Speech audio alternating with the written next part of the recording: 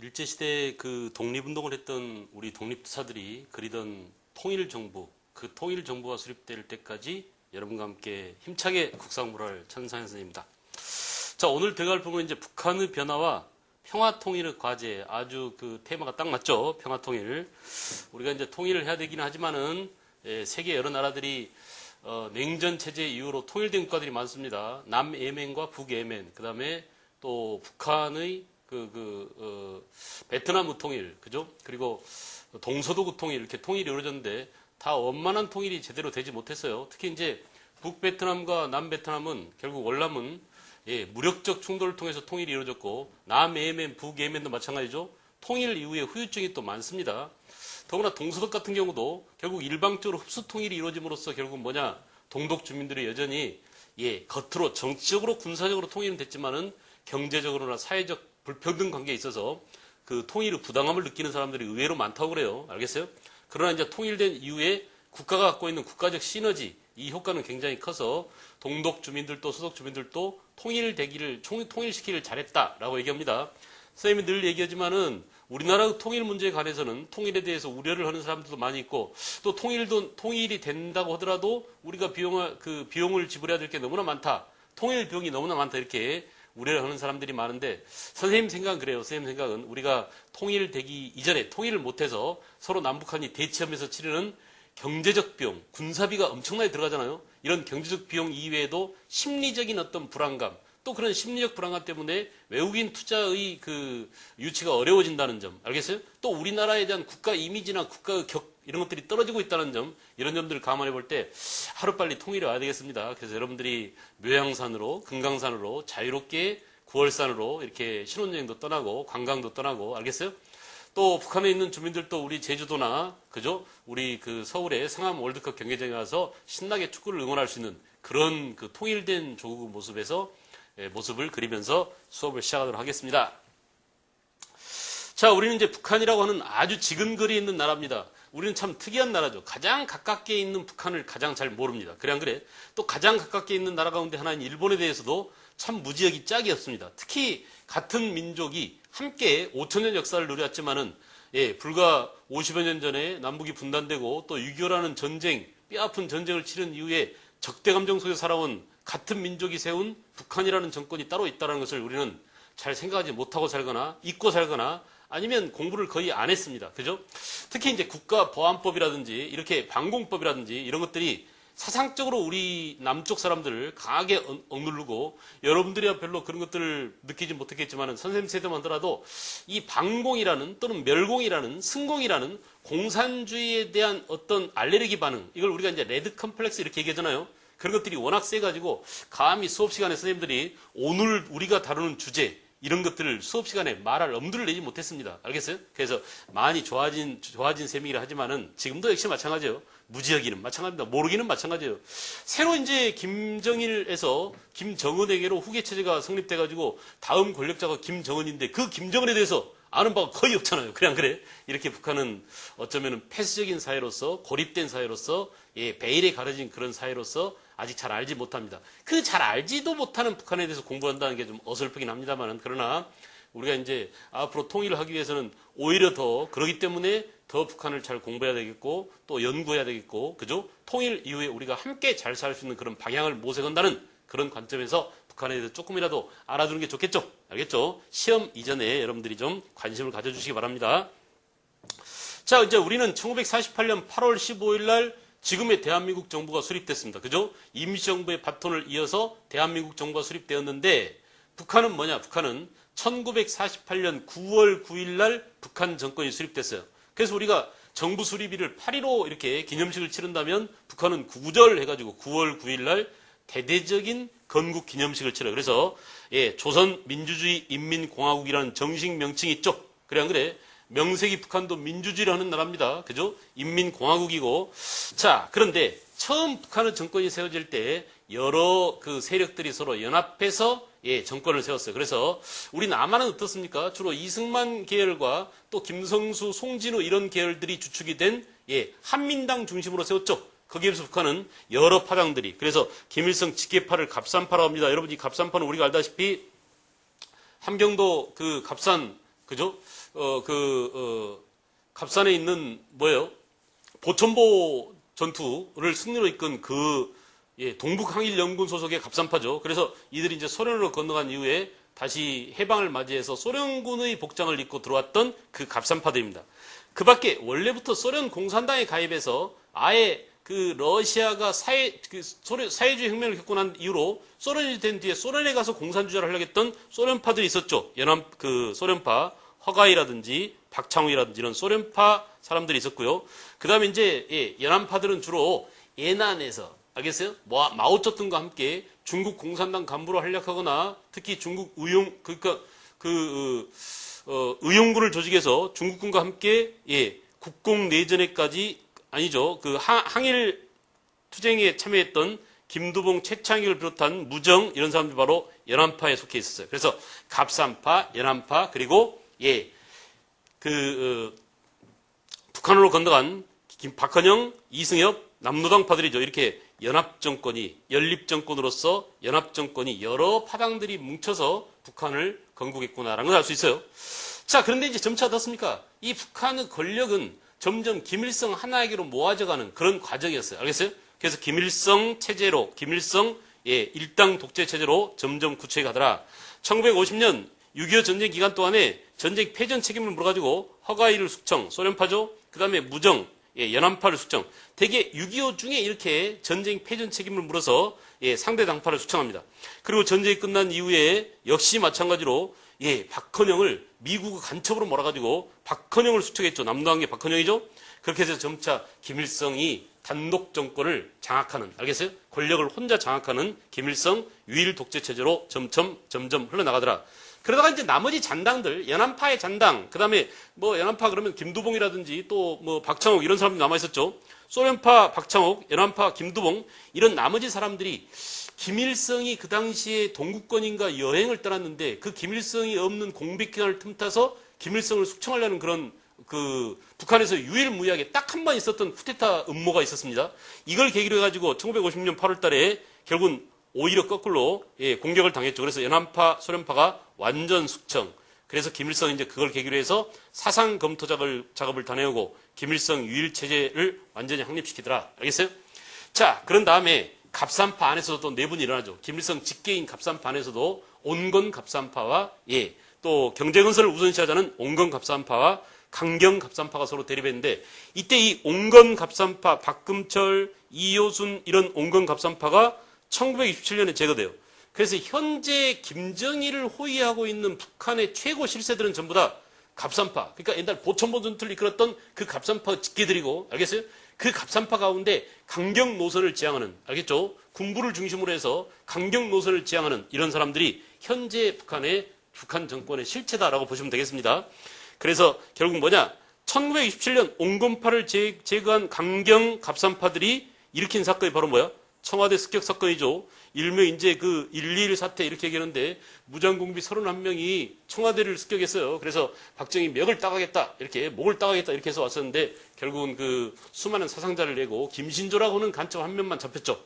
우리도 이제 여기에 대한 보복으로 실미도 무장 군인들을 양성했더랬습니다. 여러분 영화로 이제 실미도라는 영화를 봤겠지만은 자, 역시 그 다음에 울진 삼척지구에 무장공비를 떼거지로 보내서 역시 이렇게 68년도에는 굉장히 긴장이 고조되고 있었어요. 사실은 한반도에서 긴장이 고조될 때는 대개 북한의 정권이 변화되는 때입니다. 알겠죠? 그러니까 지금 갑산파, 강경파와 온건파의 내부 투쟁에서 온건파가 물러나고 강경파가 집권함으로써 새로 집권한 강경파들이 권력을 독주하게 된 강경파들이 뭔가 대외적으로 자신의 권력의 실체를 과시할 필요가 있단 말이에요. 거기서는 어때? 봐 임마 우리가 얼마나 잘하나 이렇게 보여줄 필요가 있었죠. 뭔가를 한 방 보여줘야 되는 거야. 그래서 한 방 터뜨린 겁니다. 알겠어요? 어떻게 보면 권력 노름에, 권력의 이벤트 장난에 우리가 이제 이렇게 희생을 당한 그런 면이 보이는데, 어쨌든 강경파 군부가 집권해서 현재까지 이어져 내려오더라. 자, 더구나 이제 68년 같은 경우는 서구 사회가 이른바 68혁명 그래가지고, 체코의 프라하의 봄이 왔었어요. 알겠어요? 그러니까, 사회주의에서도, 서구에서도, 알겠어요?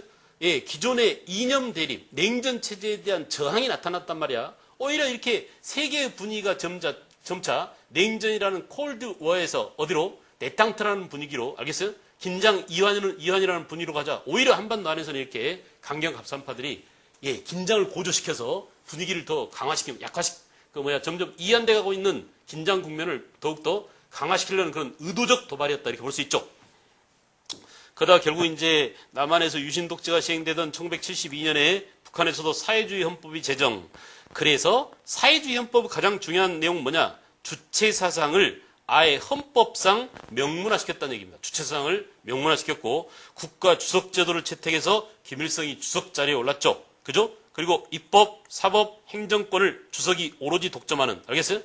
이렇게 사회주의 헌법을 명문화시켰습니다. 이미 사상 검토 작업을 끝낸 이후 김일성 유일 사상 체제와 주체 사상을 골자로 내세우면서 권력을 독점해 가던 김일성이 이제 그죠? 반대파들을 제거하고 완전히 명실상부하게 법적으로 제도적으로 알겠어요? 헌법상 권력을 명시적으로 확정지은 게 바로 북한의 사회주의 헌법 제정이다 이렇게 보시면 되겠습니다. 북한은 그러나 이제 그 비동맹 회의에 또 가입함으로써 소련, 중국 양 국가의 그 외교 관계에 편중되는 외교를 탈피하려고 노력을 많이 했죠. 그죠? 이렇게 이제 북한도 나름대로 사회주의 경제체제를 건설하면서 김일성 유일체제라는, 알겠어요? 김일성 유일체제 주체사상으로 모아가는 이런 사상투쟁을 계속하고 있었다. 권력투쟁을 계속하고 있었다. 이렇게 보시면 됩니다. 자, 그 다음에 이제 우리는 북한의 경제적 위기와 개방정책을 좀 보도록 하겠어요. 북한의 오늘날 북한 보면 어때? 굉장히 불쌍하죠? 그죠? 우리가 이제 아까 초대에 말했지만 통일할 때도 비용이 너무나 많이 들겠다라고 했는데 북한이 너무너무 가난해져 버렸어. 세계 최빈국 가운데 하나입니다. 굶어 죽는 사람이 한 해에 몇만 명씩 이렇게 발생할 정도로 거기다가 이제 질병이며 홍수며 그죠? 가뭄이며 이런 것들이 한 번씩 닥칠 때마다 수많은 우리 동포들이 떼죽음을 당하는데 그게 바로 소말리아도 아니고 알겠어요? 방글라데시도 아니고 바로 우리 이웃, 우리 동포, 우리랑 함께 역사를 같이 했던 우리 그 바로 차를 타면 30분이면 갈 수 있는 이 개성에 있는, 알겠어요? 이런 북한 주민들이 그런 경제적 위기를 겪고 있는데 그 경제적 위기의 이력이 어떻게 되느냐를 한번 보시겠습니다. 1946년 북한은 토지 개혁을 단행하고 산업 국유화, 그러니까 공산화 작업을 시행했죠. 북한 정권이 몇 년에 세워졌다고? 1948년 9월 9일에 북한 정권이 세워졌잖아요. 그러나 이거 보세요. 이미 북한 정부를 수립하기 이전에 벌써 1946년에 토지 개혁을 통해서 토지개혁 여러분 기억나시죠? 무상몰수, 무상분배. 그래서 어떻게 했어요? 기존에 있었던 지주들을 모조리 다 쫓아내버리고 아니면 숙청하고 아니면 총살시키고 그래서 수많은 사람들이 이제 그 월남 난민이 돼서 남한으로 피신해 내려옵니다. 알겠어요? 이렇게 토지개혁 과정에서 부르주아 지주로부터 땅을 빼앗은 다음에 프롤레타리아 농민 무산자 계급한테 공짜로 나눠줬단 말이에요. 이와 같은 토지개혁이 김일성을 북한 주민들로부터 지지를 받게 만드는 굉장히 중요한 동력이었다고 볼 수 있죠. 그래 안 그래? 여러분 생각해보세요. 수백 년 동안 수십 년 동안 땅도 없이 나의 머슴으로 있다가 갑자기 김일성이라는 사람이 나타나가지고 주인 땅을 빼앗아서 노비들한테 그러니까 머슴들한테 나눴다고 생각해봐. 그 머슴 입장에서는 김일성을 뭐라고 보겠습니까? 우리의 은인이시다. 알겠어요? 땅을 나눠주신 그 하야와 같은 은혜를 잊고 있다. 어버이 수령이라는 말을 기꺼이 하겠죠. 그죠? 이렇게 해서 이제 토지 개혁과 산업 국유화, 공산화가 이루어졌다고 볼 수 있어요. 먼저 공산화 경제체제를 갖추고 난 다음에 국민적 지지를 끌어모으고 그 지지에 바탕을 두고 권력을 잡은 거야. 알겠어요? 그리고 나라를 세운 겁니다. 자, 역시 이제 북한은 그러나 6.25라는 무리수를 둡니다. 결국 6.25를 통해서 한반도 전체를 붉은색으로 칠하려고 했었잖아요. 그래 안 그래? 그래서 이제 적화 통일을 시키려고 했지만 결국 적화 통일에 실패하고 오히려 처참하게 참담하게 북한이 파괴됐어요. 알겠어요? 평양 시내에 기둥이 받치고 있는 건물이 한 동인가 두 동밖에 없었다. 그 당시 그 미군이 항공사 사진을 찍었는데 그런 정도로 완전 초토화됐다고 합니다. 그 초토화된 바닥 위에서 다시 북한을 이렇게 세우는 그런 지난한 경제 건설을 위한 노력이 나름대로 있었어요. 그래서 먼저 이제 1954년부터 56년까지 6.25 전쟁 이후에 전후 복구 사업을 위한 경제 부흥 3개년 계획이 있었다.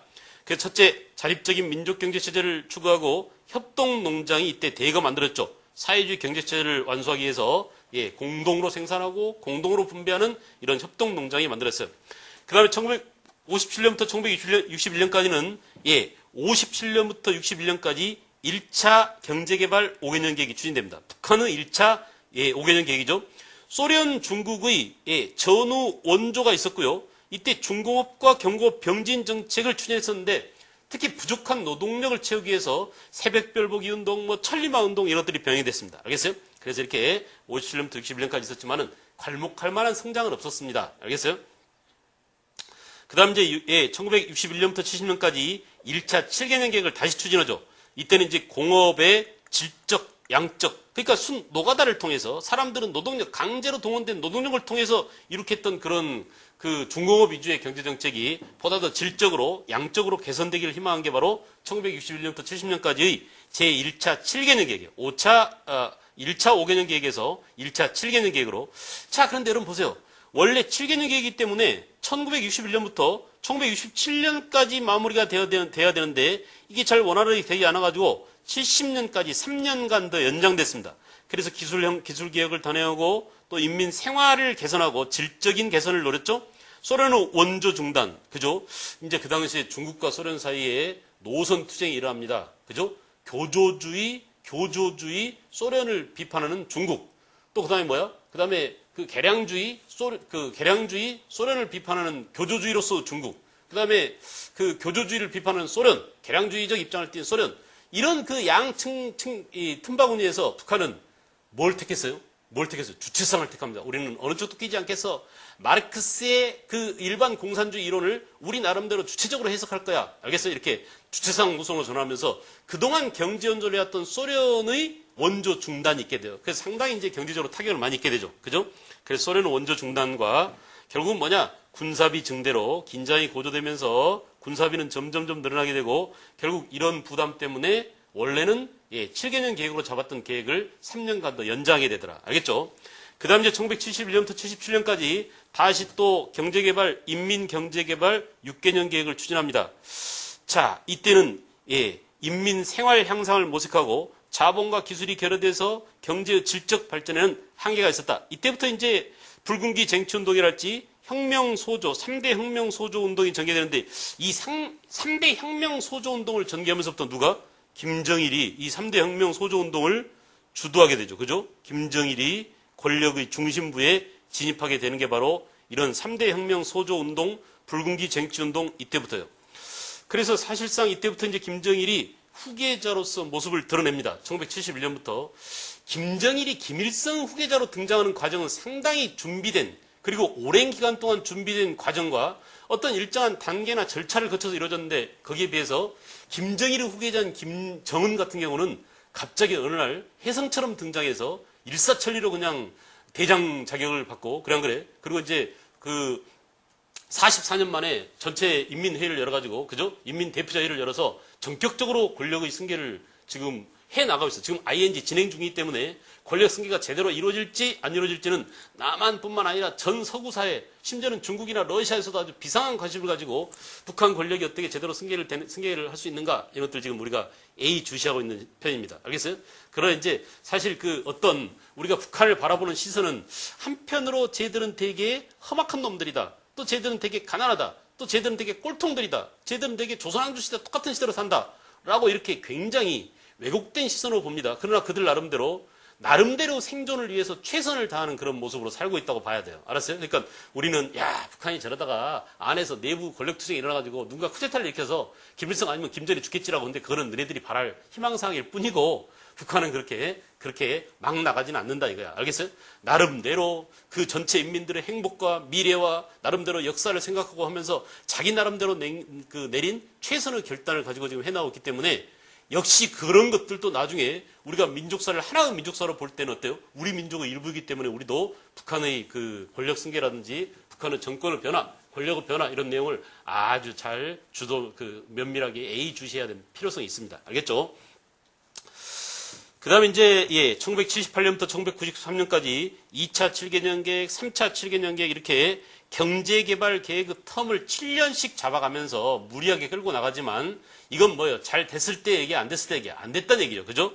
철저한 계획경제가 결국 계획대로 되지 않았습니다. 계획경제의 장점은 뭐야? 계획을 세운 정부라는 주체가 의도적으로 계획적으로 자기네들이 세운 계획대로 정부가 끌려나갈 때 의미가 있는 것이지만 계획대로 안 돼버리면 계획경제는 그 개차만 나는 거 아니야? 쑥밭 되는 거 아니야? 쑥대밭 되는 거 아니에요? 그렇게 된 겁니다, 북한이. 알겠어요? 계획경제가 제대로 계획대로 되지 않았고, 자립경제 기반을 다진다고 하면서 너무나 폐쇄성을 고집하고, 알겠죠? 더구나 이제 서방 세계나 미국의 지원이라든지 또는 다른 그 동구권의 지원들이 전부 다 끊어져 버립니다. 왜냐하면 여러 동구권 나라들이 특히 이제 1980년대 후반부터 90년대 넘어가면서 사회주의가 몰락하고 전부 다 제커가 석자인데 누가 옛날처럼 북한을 도우려고 합니까? 그래 안 그래? 북한이 항상 이때 지상낙원 북한으로서 이렇게 지상낙원이라고 북한을 소개했는데 지상낙원이 아니라 지구상에서 가장 가난한 나라 가운데 하나의 나라로 전락해가는 과정이었다고 볼 수 있죠. 국방비 지출 과잉과 함께 결국 에너지와 사회 간접 자본 부족 이런 것들로 인해서 결국은 실패로 돌아가고 말았다. 그죠?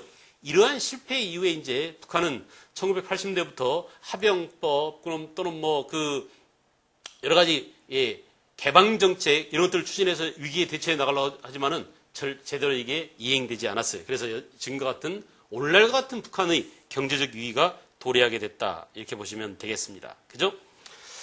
자, 그 다음에 이제 우리가 시험에는 잘 나오지 않지만은 주체 사상과 김일성 후계 체계를 잘 봐야 돼요. 알겠어요?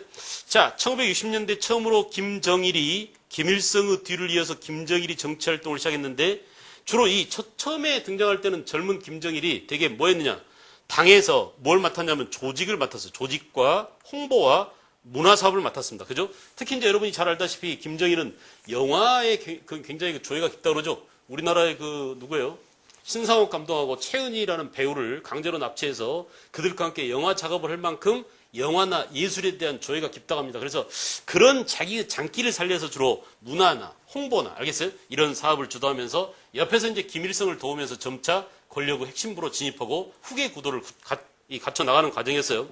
아까 말씀드렸죠? 3대 혁명 소조운동을 주도했는데 이 소조라고 하는 것은 각계의 비약적인, 질적인, 양적인 공업발전을 추구하고 사회의 질적 향상을 도모했지만은 사실은 사람들이 의지를 가지고 열심히 일하고 열심히 천리마운동하고 해봤댔자 전문가가 없으니까 말이야. 전부 다 제자리 걸음을 할 수밖에 없어요. 그래서 이 소조라고 하는 것은 뭐냐? 각계 각층의 엘리트 전문가들을 소조를 각 운동의 공장의 또는 소공장의 단위에 파견해서 혁명 사업을 지도하는 거죠. 알겠죠? 이런 소조 운동을 누가 주도했다고? 김정일이 주도하면서. 알겠어요? 그래서 한 건 해냈습니다. 그래서 성과가 좀 있었거든요. 봐라, 우리 위대한 수령동지 김일성의 아들인 김정일 동지가 이런 일을 했다. 그 업적을 발판 삼아서 점차 권력을 이제 김일성에서 김정일한테 이양시켜주기 위한 하나의 이벤트 사업인 셈이죠. 그죠? 그래서 74년부터 김정일이 전면적으로 3대 혁명 소조 운동을 주도했었고 김정일이 주도 권력의 후계 구도를 점차 갖춰 나갑니다. 80년대가 되면은 김정일 후계 체제를 공식화시켰어요. 당시 1980년 전국 노동자 대회에서 혁명의 계승적 발전을 선언하고 김정일을 김일성 후계자로 공식 선언한 게 1980년 일이야. 알겠죠? 마치 이제 2010년에 김정은을 44년 만에 열린 당 대표자 대회에서 김정은을 후계자로 공식 선언하는 것과 똑같은 그런 절차를 겪었단 말이에요. 그 다음에 1990년 군사권을 장악하고 1992년 헌법을 개정한 다음에 주석 권한을 약화, 공석이 되어 있는 주석이죠. 김일성이 죽은 이후에 그죠? 주석 권한을 아직 죽기 전이죠. 94년에 죽었으니까 김일성이 맡고 있는 주석보다는 권력의 중심을 국방위원장 누구에게로? 김정일에게로 옮겼습니다. 이 국방위원장에 김정일이 국방위원장에 취임하면서 점점 국방위원장 권한이 강화되더라. 알겠어요? 그러다가 느닷없이 94년 김일성이 사망하자 현재까지 김정일이 북한의 권력 실세로서 국방위원장 이름으로 통치를 했습니다. 김일성이 사망한 다음엔 어때요? 마치 김일성이 살아있는 듯이 김일성의 어록을 보고 통치를 했었죠. 이걸 유운통치라고 그래. 어버이 수령동지 김일성께서는 생전에 이렇게 교시하셨다. 생전에 돌아간 사람이 말이야. 생전에 한 말을 가지고 나라를 다스리는 아주 이런 유령과 같은 나라입니다. 알았어요? 그래서 이렇게 김일성이 사망한 이후에 한때는 유운통치를 하다가 이제 공식으로 승계자가 됐었고, 그죠? 권력을 완전히 장악하게 됐다. 주체사상과 김정일 후계 체제입니다. 이 주체사상을 만들고 김정일 후계 작업을 주도했던 황장엽이라는 당 간부가 결국은 월남에서 망명했었죠. 그래 안 그래? 그래서 이제 자기가 만든 주체사상을 스스로가 공격하고 다시 김정일의 권력 승계 또 권력 독점 북한의 독재 정권을 널리 선전하는 그런 전도사 역할을 하고 있습니다. 북한이 제일 싫어하는 인물 1호가 바로 황장엽이겠죠. 그래서 그 다음에 변화를 모색하는 북한. 보세요. 북한도 이제 세상을 바라보는 눈이 있습니다. 북한 주민들은 폐쇄적 사회에 살고 있지만 북한을 이끌어가는 리더들은 어때요? 적어도 세상의 변화에 굉장히 민감합니다. 왜? 세상의 변화가 곧 자기들한테 미칠 여파가 얼마나 크다는 걸 알기 때문에 김정은 같은 경우도 어때? 스위스에 유학해서 다른 나라 그 물을 먹을 만큼, 알겠어요? 일찍부터 이렇게, 예, 세계의 변화에 아주 그 민감하고, 그런 물을 많이 먹였단 말이에요. 러시아 개방 개혁 정책이 이루어지게 되고, 페레스트로이카, 또 뭐요? 글라스노스트, 그죠? 이 소련이 변화하는 이 과정 속에서 1990년 독일이 통일되고, 유고 연방이 해체되고, 알겠어요? 이런 사회주의권 붕괴라는 냉전 체제가 와야 되는 이런 상황에서 북한도 뭐냐? 나름대로 새로운 외교 활동을 전개했다. 드디어 이제 노태우 정권의 북방 정책에 힘입어서 1991년 남북이 유엔에 동시에 가입. 연대를 좀 알아두세요. 언제라고요? 1991년 남북한이 동시에 유엔에 가입하게 되고 1991년 2월 달에는 남북 기본 합의서를 채택. 그죠? 또 일본과 수교를 추진하고 예, 정전협정을 평화협정으로 전환시키는 주장을 합니다. 그 다음에 1994년에 제네바 기본 합의서를 통해서 핵개발 동결과 북미 간 관계 정상화, 캐도 구성. 이래서 이제 우리가 한때 경수로 개발에 참여했었죠. 그죠? 돈만 한국이 다 됐습니다. 예. 뭐예요? 명예는 미국이 다 가져가고. 이렇게 해서 변화를 모색하는 북한 정권을 봤고요. 그 다음에 통일 정책의 전개와 남북교를 좀 보겠어요. 1950년, 60년대는 통일 정책이, 이때는 말이야, 통일 정책이 통일을 하려는 의지는 없습니다. 생각이 없어요. 통일할 생각이 아예 없는데도 불구하고 말로만 통일하겠다고 그래. 알겠죠? 이거는 뭐냐? 남한과 북한의 지도자들이 자기 권력의 정당성을 내세우기 위해서 나는 이렇게 통일을 하고 있는데 저 새끼들이 통일을 안 한다. 라고 상대방한테 덤태기를 씌우면서 자기 권력을 강화시키는 그런 수단으로 삼았죠. 그러니까 더 정확하게 말하면 남쪽의 이승만 정권은 반공을 내세워서 예, 국민들을 탄압했어요. 북한에 무서운 공산주의가 있고 우리가 그 공산당과 싸워서 이겨야 하는데 6.25 같은 또 다른 침략을 당하지 않게 해서는 우리가 똘똘 뭉쳐야 되는데 그래서 뭐라 그래? 뭉치면 살고 헤어지면 죽는다라고 하면서 누구를 중심으로 뭉치도록? 자기 자유당과 이승만을 중심으로 뭉치도록 그래서 국론의 분열을 막는, 알겠죠? 예, 그래서 국민의 사상과 언론을 탄압하고 재갈을 물리고 점차 독재로 가는 그런 과정이었답니다. 알겠어요? 그러니까 남한에서 독재에 북한의 존재가 이용됐다 이거야. 자, 이승만 정권은 북한과 대화나 타협을 거부했죠. 북진 통일론. 그래요. 이승만은 아예 북한을 다시 쳐들어가서 며칠 만에 압록강 물을 떠오겠다. 이딴 주장을 허황된 주장을 했었습니다. 그리고는 어떠냐? 국내 평화 통일 세력인 누구야? 조봉암을 죽였어요. 진보당 사건. 그래 안 그래? 여러분 생각해보세요. 오늘날에야 평화통일이 대세입니다. 통일 그러면 평화통일이지 누가 북진통일이나 멸공통일이나 북한과 싸워서 이기자 이런 주장을 합니까? 평화통일이 대세예요. 아예 남북이 평화통일 대원칙을 발표했었죠. 그래 안 그래? 예, 이렇게 예, 평화통일이 지금은 대세이지만 그 당시 이승만 정권 때만 하더라도 평화통일은 곧 빨갱이나 마찬가지다 이렇게 하면서 진보당의 조봉암 빨갱이로 몰아서 사형에 처했습니다. 같은 대통령 선거에 나왔던 후보였죠. 대통령 후보였죠. 그 다음에 장면 정권 때는 남북 총선거 주장이 있었고요. 유엔 감시하에 대화 타협에 장면 정권은 소극적이었습니다. 그러나 누가 주로 남북 대화나 통일 정책을 주도해 나갔느냐? 주로 민간이에요. 학생과 재하 지식인들이 특히 이제 그 당시는 감상적인 낭만적인 통일운동이 대두했죠. 오라 남으로 가자 북으로 우리 판문점에서 서로 껴안아 보자 이렇게 하면서 말이야 남북이 서로 판문점에 만나서 젊은이들이 대화하고 통일을 위한 방안을 논의해보자 이런 감상적인 낭만적인 통일 분위기가 있었다. 알겠어요?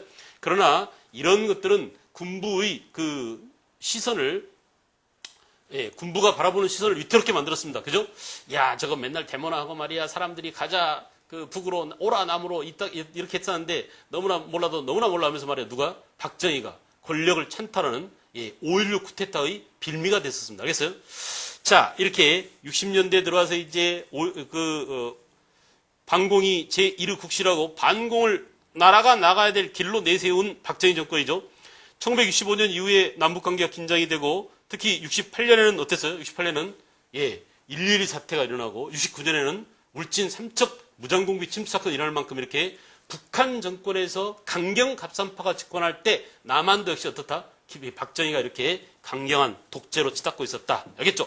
한일 관계의 정상화가 이루어지게 되고 그렇습니다. 베트남 전쟁에 참여하게 되고 이렇게 됨으로써 박정희 정권 때에도 통일을 할 생각은 없었다. 오히려 반공이 대세였다. 반공이 바로 국시였다.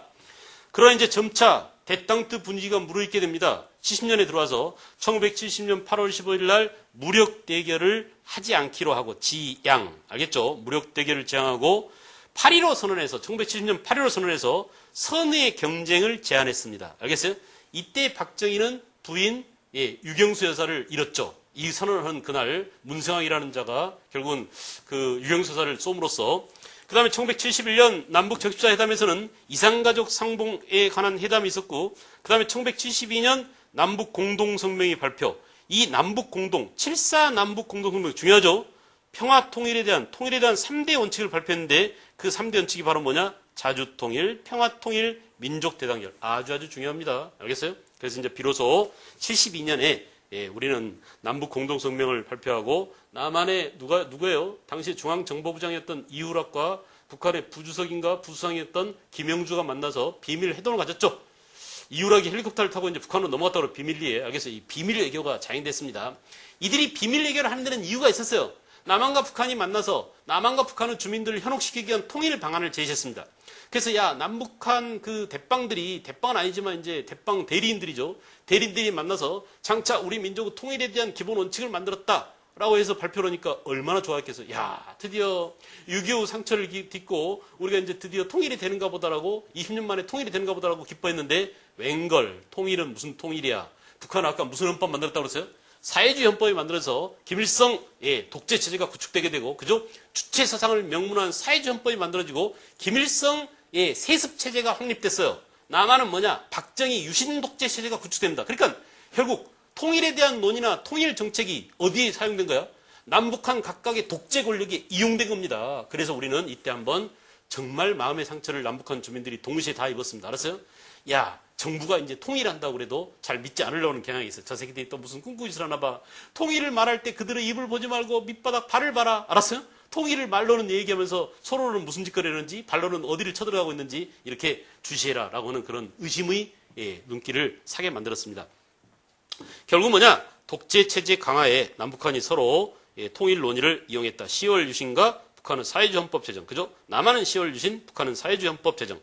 그 다음에 1973년부터 74년까지 평화통일 외교 선언을 했습니다. 74년에 평화통일 외교 선언이죠. 이게 바로 이른바 6.23 선언이죠. 6월 23일 날. 73년 6월 23일 날 6.23 선언. 부가치협정 제리했고 평화통일 3대 기본 원칙이 발표되기도 했었다. 그 다음 보실까요? 그 다음 이제 80년대 전두환 정권 때는 민족화합, 민주통일 방안이 나옵니다.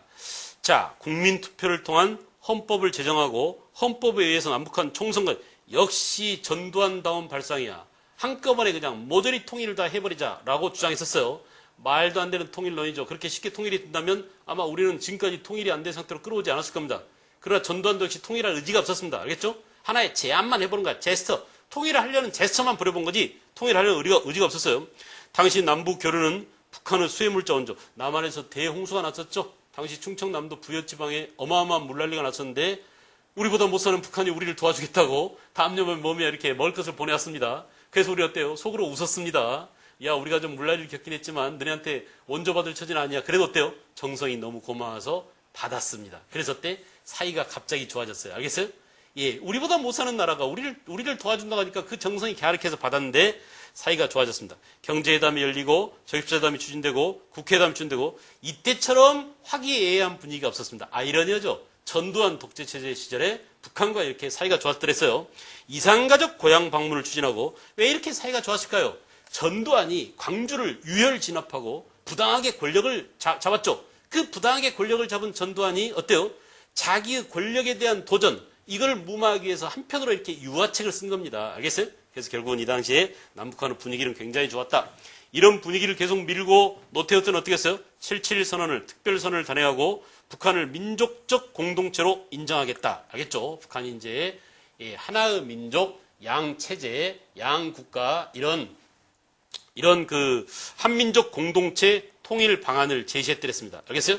북방 정책을 표방해서 소련과 수교하고 남북한이 유엔에 동시에 가입한 게 언제라고 그랬죠? 1991년이라고 그랬죠? 그래서 결국은 뭐냐? 노태우 북방 정책이 어느 정도 먹혀들었다. 그래서 북한과 함께 나란히 유엔에 가입해서 지금까지 이어져 오고 있는 셈입니다. 1990년 김영삼은 북한 통일 정책에서 굉장히 악수를 준 사람이에요. 알겠어요?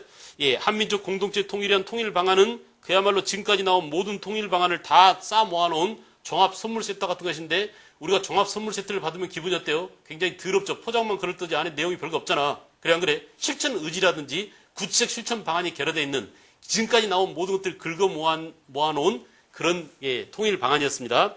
남북 정상회담 개최를 합의했습니다. 여기까지는 잘 나갔어요. 남북 정상회담을 하자. 그래서 이제 대망의 드디어 김일성과 남쪽의 대통령 김영삼이 만나는구나 라고 사람들이 기대했는데, 이게 웬일이야. 더럽게도 복저가리 없는 김영삼은 결국 김일성이 죽어버리는 바람에 이 회담을 성사시키지 못했습니다.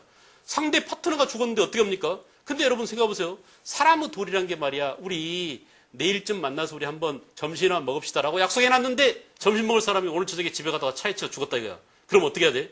아이고 어떡하나, 내일 만나서 우리 밥 먹기로 했는데 못 만나서 있어서 너무 안타깝습니다 라고 조문을 보내야 되는데, 북한도 그런 A를 지킬 줄 알았는데 나만 김영삼이 그걸 하지 않았어요. 그래서 북한이 삐졌습니다. 그래서 급격하게 김영삼 때 사이가 안 좋아서 남한을 불바다로 만들어버리겠다, MBTA를 탈퇴하고 북한이 말이야, 알겠어요?